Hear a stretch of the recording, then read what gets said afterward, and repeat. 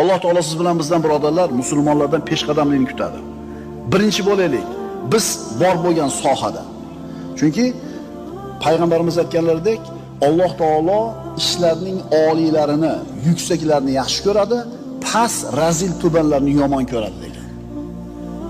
Hozir qaranglar, agarchi shunaqa bir yangi apparat bo'lsa-da, bunday qilib turib yoshlarga tutsang, himmatini, maqsadlarini ko'rsatadigan apparat bo'lsa, shu himmatini ko'rsatadigan, himmatini darajasini ko'rsatadigan asbob bo'lsa, juda ko'p yoshlar yerga qarab qolardik.